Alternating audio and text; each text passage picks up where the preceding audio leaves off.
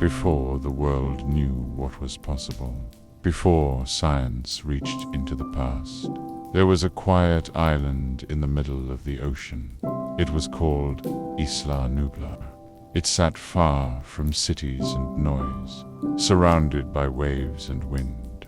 On maps it was small, just a tiny speck, but something big was hidden there. Long ago, great beasts walked the earth. They had claws and scales and heavy footsteps. Some had long necks that reached the trees. Others had sharp teeth and moved like shadows. People found their bones buried in the ground. They called them dinosaurs, and they believed those creatures were gone forever. But the world was changing. Science was growing fast, and one man believed the past could come back to life. His name was John Hammond. He was clever, rich, and full of dreams. He wanted to build something no one had ever seen. Not a museum, not a zoo, but a real park with real dinosaurs alive. He found a way, deep in golden tree sap, trapped inside tiny insects. There was something special. Those insects had bitten dinosaurs long ago, and inside them was ancient blood. Inside the blood was DNA, the code of life, like a book with all the instructions for building a creature. Using that code, scientists made eggs, and from those eggs, dinosaurs were born. One by one, they opened their eyes. They blinked in the light. They breathed. They moved. For the first time in millions of years, dinosaurs lived again. Hammond built a park on Isla Nublar. He called it Jurassic Park. It had fences, roads, and watchtowers. The dinosaurs were kept in special areas. Some were small, some were tall as trees, some were calm, others were not. Before opening the park to the world, Hammond invited a few guests to see it first. He wanted their approval, their wonder, and their trust. Among them were scientists, thinkers, and even children. They came by helicopter, not knowing what they would find. This is the story of what they saw, of what they learned, and of what went wrong. Because nature has its own plans, and sometimes the past is better left alone. So lie back, close your eyes, and let the wind of the island carry you to a place where the earth trembles with ancient steps, where the jungle hides more than leaves, and where dinosaurs walk once more. The island was called Isla Nublar. It was small and green and far away from busy cities. It sat alone in the Pacific Ocean near the coast of Costa Rica. On maps, it was just a dot. Most people did not know it was there, but something strange was happening on that island, something that would soon be known to the world. A rich man named John Hammond had a dream. He was old but full of energy. He wanted to create a place where people could see something wonderful. Not robots or illusions, but real living things. Creatures from the past, dinosaurs. To make his dream real, Hammond built a secret lab on Isla Nublar. He brought in the best scientists in the world. They used a special trick. They found tiny insects that had been trapped in tree sap long ago. These insects had once bitten dinosaurs. Inside them was old blood, and inside that blood was something even more special. DNA. DNA is like a recipe for life. It tells how to make eyes and teeth and tails, The scientists used this DNA to grow new life. Bit by bit, they made baby dinosaurs, first in tubes, then in eggs, until one day a real dinosaur opened its eyes for the first time in millions of years. Hammond was thrilled. He called his park Jurassic Park. He built fences and paths and a big visitor center. He planned to open it to the public. But before that, he wanted a few people to come and see it, to tell him it was safe. He invited a scientist named Alan Grant. He was an expert on fossils. He invited a woman named Ellie Sattler. She knew all about ancient plants. He also brought a smart man named Ian Malcolm. He talked a lot about chaos and how nature can be hard to control. Hammond even brought his 2 grandchildren to the island. Tim was the older one. He loved dinosaurs. Lex was younger. She liked computers and sports. They all arrived by helicopter. As the island came into view below them, they saw forests and rivers and mountains, and something else. Something that moved. Something large. When they landed, they were greeted by Hammond. He smiled wide and full of pride. He said he had something amazing to show them. They all climbed into special jeeps and drove through tall gates. The road curved through the jungle. The air was warm and still. Then in the distance they saw it, a creature with a long neck reaching high into the trees. It moved slowly, gracefully. Its eyes were calm. It was a Brachiosaurus, a real dinosaur, alive. The visitors stared in silence. Their mouths opened slightly. It was more than they had ever imagined. Hammond grinned. "Welcome to Jurassic Park," he said. And deep in the trees, the other dinosaurs waited. Some gentle, some not so gentle. The island was quiet, for now. The Brachiosaurus moved with slow steps through the trees. Its long neck stretched toward the sky. Leaves rustled as it chewed quietly. The group watched from their jeeps, not saying a word. It was hard to believe what they were seeing. A creature from another time, living and breathing in front of them. As they drove farther into the park, more dinosaurs appeared. Small ones ran in groups through the grass. A few stood still, blinking in the sun. One looked up from a small pond, water dripping from its mouth. The visitors were amazed.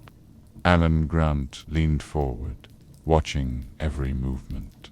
Ellie smiled as she pointed out ancient plants growing near the path. Ian Malcolm stayed quiet. His eyes moved from the animals to the fences around them. At the visitor center, Hammond showed them a room with large screens and models. He explained how the dinosaurs were made. DNA from amber. Frogs used to fill in the missing pieces. Eggs placed in a lab until they hatched. It sounded like a story, but the proof was just outside. A short ride later brought them to the lab. Inside, everything was clean and bright. A row of eggs sat under lights. One of them began to shake. A crack appeared. Slowly, a small creature pushed through. Its skin was wet and soft. Tiny arms reached out. The visitors watched as a baby raptor was born. The scientist in charge was named Henry Wu. He wore glasses and spoke with pride. He said the dinosaurs were made with care. Some were designed not to grow too fast. Some could not breed. They were all female. That way, he said, there would be no surprises. But Ian Malcolm raised an eyebrow. Life finds a way, he whispered. After the lab, the group went to a feeding area. A goat stood in a cage. The trees nearby were quiet. Then something moved. Fast. Sharp claws and yellow eyes flashed between the leaves. A blur of motion. The goat disappeared. The raptors had fed. Ellie frowned. Alan looked serious. These were not like the gentle dinosaurs they had seen earlier. These were hunters, quick and smart. Hammond smiled still, but a little less than before. The group was quiet as they left the area. Back at the main center, they gathered in a round room with windows on all sides. Hammond asked what they thought. He hoped they were impressed. But the visitors had questions. What if the power failed? What if the animals escaped? Was it safe? Malcolm spoke slowly. Nature is not a machine, he said. You can try to control it, but it will always surprise you. Hammond waved it off. He said everything was under control. Every system was watched. Every fence was strong. Outside, clouds began to form in the sky. The wind picked up slightly. The sun slipped behind the trees. The island grew dim. And somewhere far off, a low growl echoed in the dark. The sky over the island turned gray. The wind blew through the trees. Leaves danced and the branches swayed. A storm was coming. Thick clouds rolled in from the sea. Rain would follow soon. But inside the visitor center, the group prepared for the next part of the tours. They did not yet know how much the weather would change their plans. The jeeps were ready. They were electric and followed a track through the park. No drivers were needed. Each person took a seat. Tim and Lex sat together in one car. Alan and Ian sat in another. Ellie stayed behind to look after a sick animal. She would join them later. The jeeps rolled forward. The gates opened with a soft hum. They passed through more fences and into wide fields. Tall grass moved in the breeze. A herd of dinosaurs stood in the distance. They were triceratops, heavy and strong, with 3 horns on each head. They walked slowly, leaving deep tracks in the mud. Then the road turned into a wooded area. A voice played from the speakers in the jeeps. It told facts about the animals and the island, but the guests were not listening. They were looking for movement, for signs of life. At one stop, they saw a muddy area with high walls. It was the T-Rex paddock. They waited. Nothing moved. The trees were still. The goat was tied to a post, bleating softly. Tim leaned forward, hoping to see something. But the dinosaur did not come. The jeep rolled on. Farther along the road, the rain began. Drops tapped on the roofs of the jeeps. Lightning flashed in the distance. The power flickered for just a moment. Then the cars stopped. The lights on the fences blinked. Something was wrong. In the control room, a man named Dennis Nedry watched his screen. He was a computer worker. He had made a secret plan. He wanted to steal dinosaur embryos and sell them. To do this, he needed the park systems to go down for a short time. He thought it would be safe. Just a few minutes. No one would notice. He typed fast. codes and numbers filled the screen. Back in the jeeps, the power was out. The cars sat still. The rain fell harder. The wind howled. The goat cried once more. Then the ground trembled. Just a little at first. Then, again, a deep sound followed. A heavy step. Then another. From the shadows of the trees, something large moved. It stepped through the fence, now silent and powerless. Its eyes glowed faintly. Its body was thick and strong. The king of the dinosaurs had arrived. It was the Tyrannosaurus Rex. It stood tall, taller than the jeeps. Its jaws opened wide. Sharp teeth shone in the stormlight. The children stared, frozen. The adults in the other jeep tried to stay calm, but the gate was open, the fences were down, and the Rex was free. The island was no longer under control, and night had only just begun. The Tyrannosaurus stepped closer. Its feet sank into the wet ground. Its head turned slowly. It looked at the first jeep, then the second. Rain poured down its back. The goat was gone. Nothing held the beast back now. In the first car, Tim and Lex sat very still. Tim whispered that the dinosaur could not see them if they did not move. He had read it in a book. Lex held his arm tightly. The jeep made no noise. It was dark. They hoped it would pass. But the Rex stepped toward them. Its nose bumped the jeep. It sniffed. It roared. The windows shook. Tim covered his ears. Lex closed her eyes. The Rex pushed its snout against the glass. Then it moved back. For a moment it was still. Then it struck. The jeep rocked hard. The glass cracked. The children screamed. The Rex pressed again. Its teeth scraped the frame. The roof bent under its weight. In the other car, Alan Grant and Ian Malcolm watched in horror.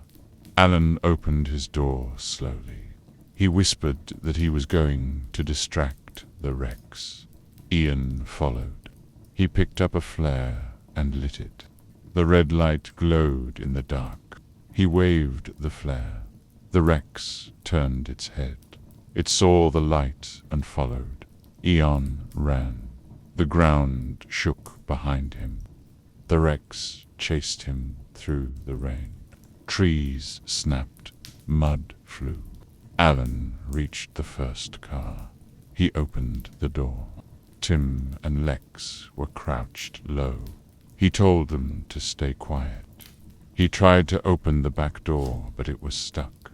Then the Rex returned. It had tossed Ian to the side.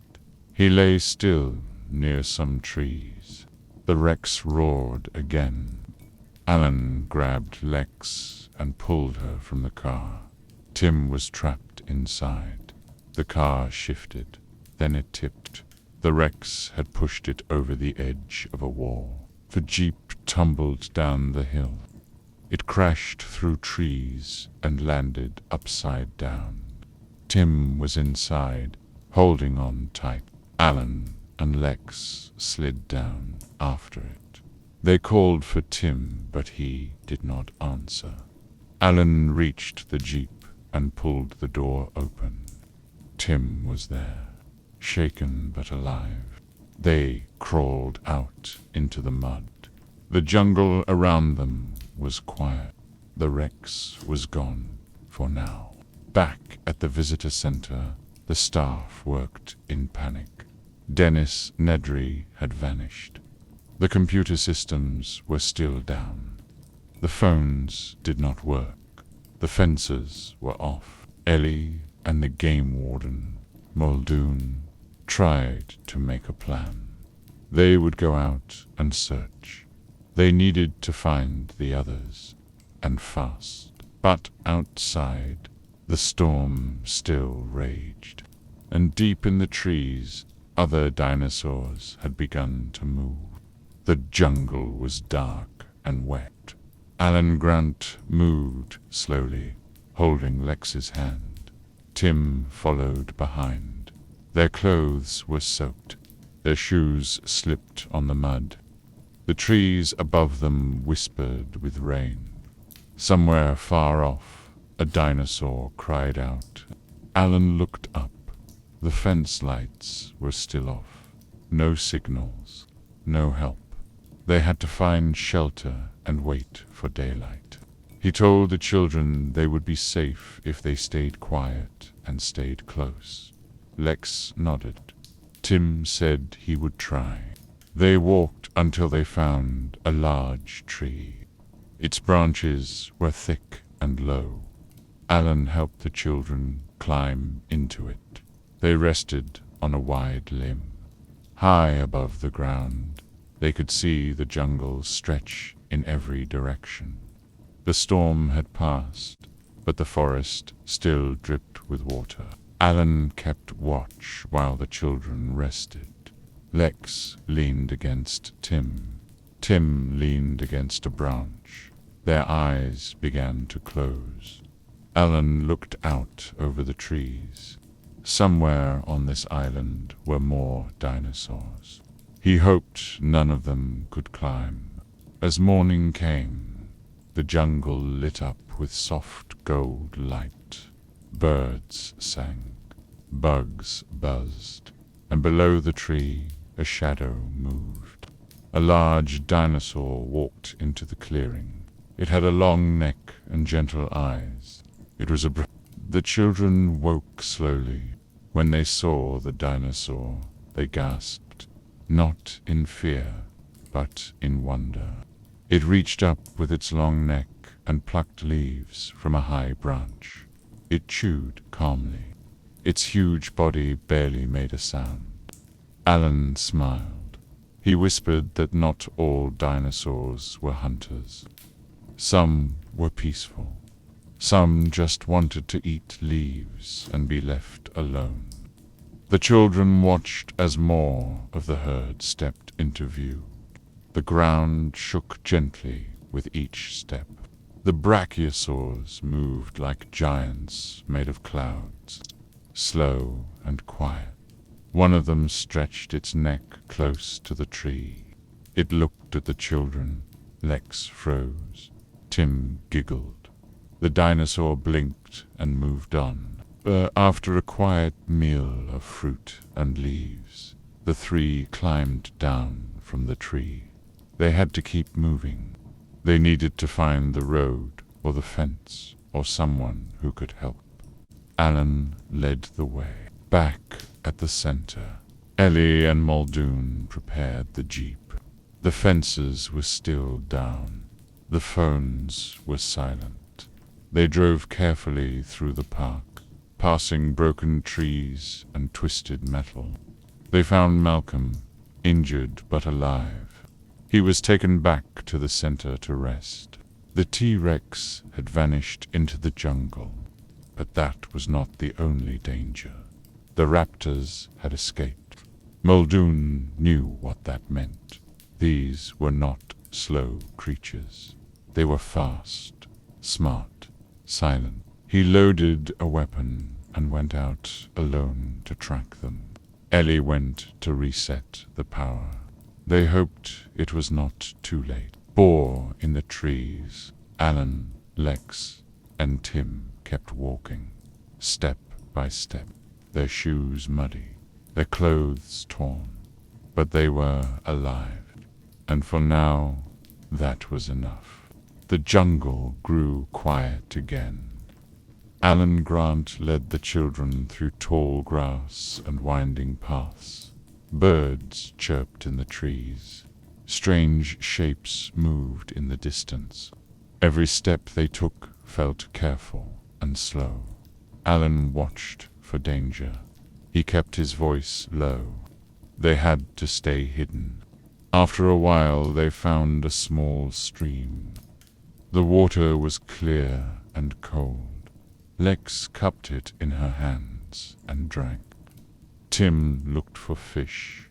Alan listened to the wind. He knew they had to follow the stream. Water often led to signs of people, or fences, or safety. They walked beside it for some time. Then they came upon a tall electric fence. It was not working. The lights were off. No buzz, no warning signs. On the other side was a road. If they could climb over safely, they could follow the road back to the visitor center. Alan helped the kids across. The wires felt still. They reached the other side and began to walk. The jungle slowly thinned. The road led them toward the hills. Back at the control room, Ellie made her way toward the power station. The building was deep in the woods. Muldoon stayed nearby, watching for movement. He had seen tracks, raptor tracks, fresh and close. Ellie entered the dark hallway. Water dripped from the ceiling. The lights were dead. She moved past the doors and pipes. Every sound echoed. She reached the breakers and flipped the switches. One by one, the lights came back on. The hum of power filled the air. But something was wrong. A soft hiss came from behind her. Ellie turned. A shape moved in the shadows. A raptor. It had slipped into the room without a sound. Its eyes locked on her. Its claws tapped the ground. Ellie ran. She squeezed through a small gate and slammed it shut behind her. The raptor crashed into it with a snarl. She gasped and kept moving. Lights flickered around her. She reached a safe hallway and locked the door. Outside, Muldoon was not as lucky. He had followed the raptor tracks through the grass. He saw one in the clearing. He raised his weapon. Then, from the side, another leaped out. He had been hunted. He never had a chance. In the visitor center, lights blinked back to life. Screens lit up. Doors clicked shut. The power had returned. But so had the danger. Alan, Tim, and Lex followed the road toward the buildings. In the distance, they saw lights. The children smiled for the first time in hours. They were close now. But in the halls of the center, the raptors had already found a way inside. The real hunt was only beginning. The visitor center looked calm from the outside. Lights glowed in the windows. The storm had passed. The sky was dark but clear. Alan, Lex, and Tim moved slowly up the steps. Alan pushed the door open and peeked inside. The halls were quiet, too quiet. They stepped into the lobby. It looked different than before. Chairs were knocked over. A map on the wall hung loose. Something had been here. Alan kept the children close. They walked softly through the halls. Each step echoed on the floor. In the kitchen, they stopped to rest. The room smelled like steel and soap. Tim and Lex sat at a table. Their stomachs rumbled. On the counter they found fruit and crackers. They ate quickly and quietly. Alan stood by the door, listening. Then he heard it. Bay soft click, then another, like claws on tile. He turned to the hallway. A shape moved behind the glass. Then another. 2 raptors had entered the building. Their eyes searched. Their noses sniffed the air. One of them let out a low hiss. Alan whispered to the kids to stay down. He slipped out of the room to draw the raptors away. Tim and Lex ducked behind the counter. The kitchen was full of hiding spots. But the raptors were clever. They pushed doors open with their noses. They moved like shadows. One raptor stepped into the kitchen. Its tail swept the floor. Its claws tapped lightly. Tim crawled to a metal cabinet and closed the door behind him. Lex hid under a table. The raptor sniffed. It paused. Then it lunged toward the noise. A pan clattered to the floor. Lex crawled fast to the other side. The raptor spun. Its eyes narrowed. But Tim opened the cabinet and kicked a spoon out to distract it. The raptor turned again. Alan returned with a metal bar.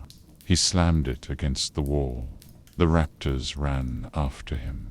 He led them through the hall and into a side room. He locked the door and stepped back. They were safe for now.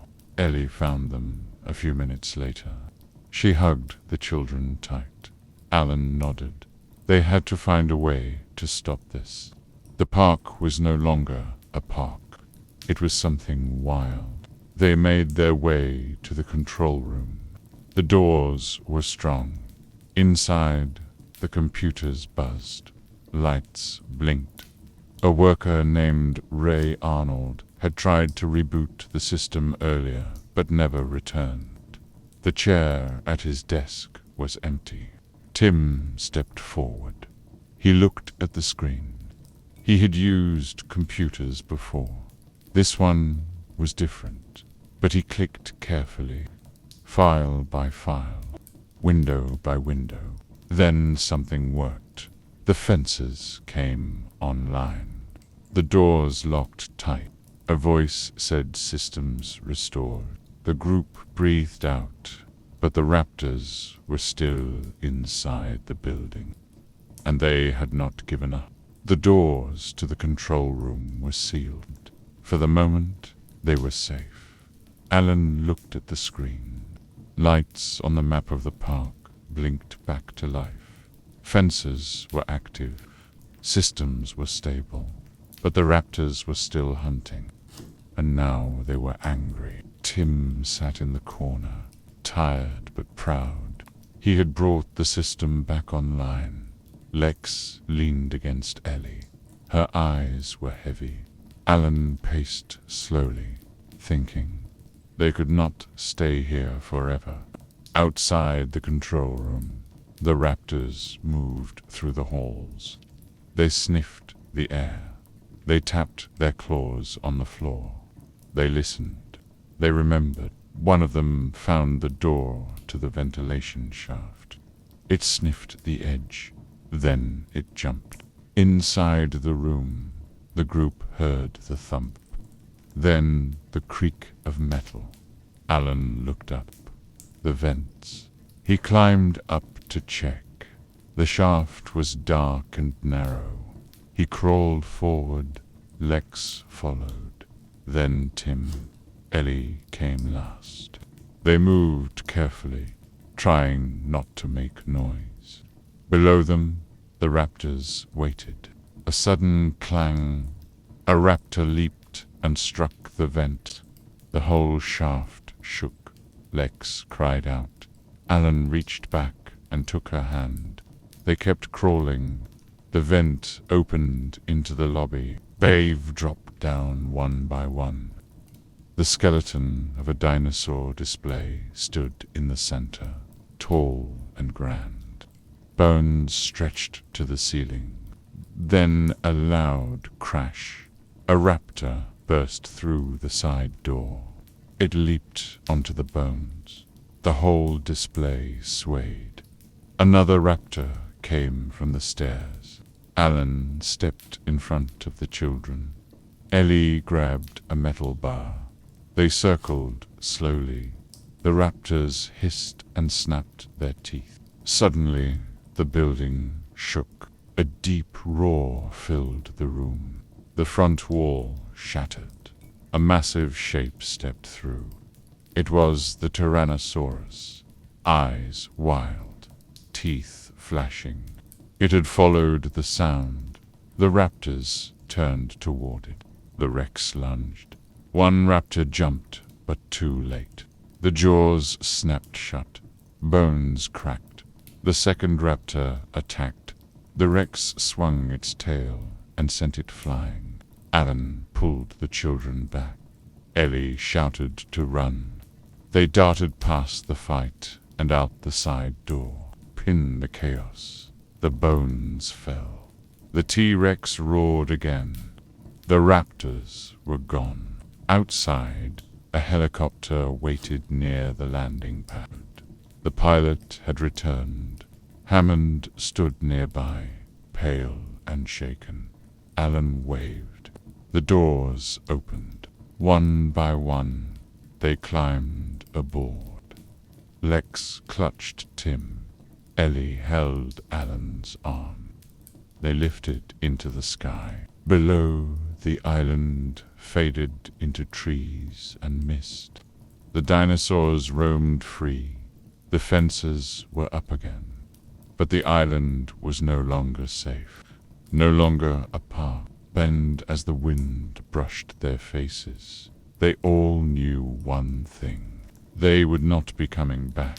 The helicopter rose higher into the morning sky. The island grew smaller below them. Trees waved gently in the wind. Rivers curved like silver ribbons. Somewhere in the jungle, a low cry echoed. A call from a world that no longer belonged to people. Inside the cabin, no one spoke at first. The engine hummed softly. Lex leaned her head on Tim's shoulder. Her eyes closed slowly. Tim stared out the window, watching the trees fade away. He still loved dinosaurs, but now he knew they were not just stories in books. They were real, and sometimes real things are not safe. Ellie sat beside Alan. Her clothes were torn. Her hands were muddy. She looked tired, but calm. Alan held her hand. He looked at the children. He had never been fond of kids before, but something had changed. He had carried them, protected them, and listened to their quiet questions in the dark. Now he felt something like pride and something like peace. John Hammond sat at the front, staring ahead. His cane rested on his lap. The mosquito in amber still shone at the top. His dream had come to life, but it had also come apart. He had wanted wonder. Instead, he had unleashed chaos. He said nothing. His eyes were distant. The sun rose slowly. Light poured through the windows. The world beyond the island seemed calm. Cities, roads, people, a place where time moved forward, not backward. No one knew what would happen next. The park was gone. The island would be locked away. Scientists and leaders would ask questions. There would be blame. There would be warnings. But none of that mattered now. In that moment, there was only quiet. The helicopter moved through clouds. The waves below sparkled. Birds flew in the sky, dipping and rising with the wind. Not dinosaurs, just birds. Simple, free. Lex fell asleep. Tim leaned back and closed his eyes. Ellie rested her head on Alan's shoulder. He stayed awake a little longer, watching the last edge of the island slip beneath the clouds.